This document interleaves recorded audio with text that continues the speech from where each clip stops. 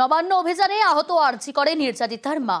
পুলিশের বিরুদ্ধে ক্ষোভ, সিবিআই তদন্তে অসন্তোষ। তাহলে নবান্ন অভিযান কেন? প্রশ্ন কুণাল ঘোষের। রাস্তায় ফেলে মেরেছে, আগে মেয়েকে মেরেছে, এখন আমাদের মারতে চাইছে। 2024-এর 9 আগস্ট আরজি করে ডাক্তারি পড়ুয়াকে ধর্ষণ, খুন, তোলপাড় দেশ। দেখতে দেখতে যার 1 বছর পার। বিচার চেয়ে পথে নামলেন নির্যাতিতার মা বাবা, মিছিলে হাঁটলেন, আহত হলেন। রাস্তায় ফেলে মেরেছে, আগে মেয়েকে মেরেছে, এখন আমাদের মারতে চাইছে। আমরা যেহেতু বিচার চাইছি তাই যে কপালে ফুলে গেছে, পেছনে লেগেছে, সারা হাতটা কেটে গেছে, আমার শাখা ভেঙে দিয়েছে। আমার শাখাটা কেন ভেঙে দিল পুলিশ এসে? আগে মেয়েটাকে মেরেছে, এখন কি ওর বাবাকে মারতে চায় সেটাই আমাকে দেখাতে চায়।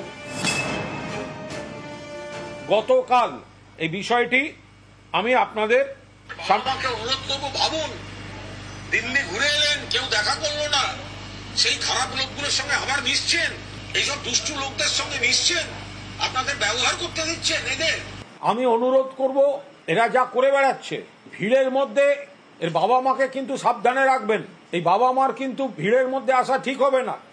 এই বিজেপিরা নিজেরা কিছু করে এটা নিয়ে ইস্যু করতে পারে, তাদের সম্পূর্ণভাবে রক্ষিত রাখা উচিত।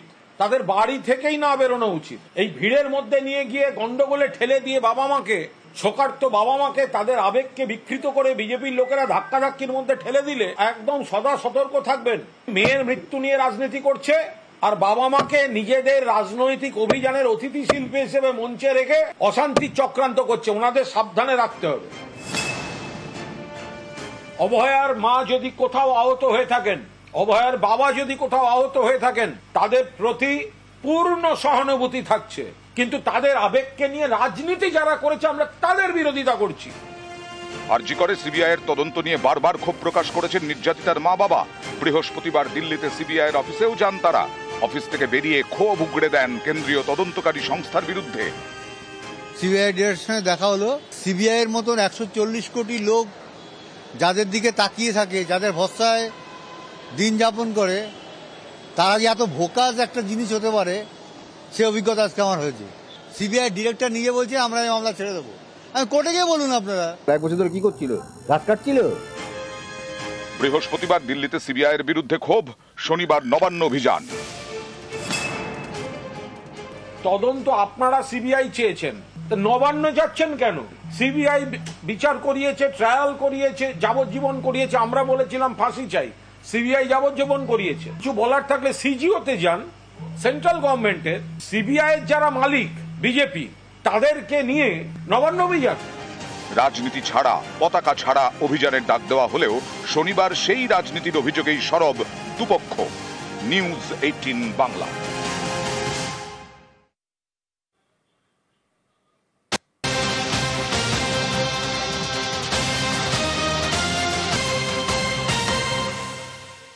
নবান্ন অভিযানে আহত আরজি করে নির্যাতিতার মা। পুলিশের বিরুদ্ধে ক্ষোভ, সিবিআই তদন্তেও অসন্তোষ মা বাবার।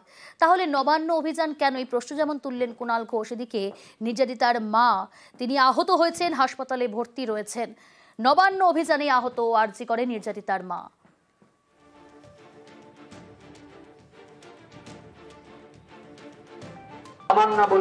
অভয়ার মা বাবা বলেছিলেন আজ নবান্ন যাবেন।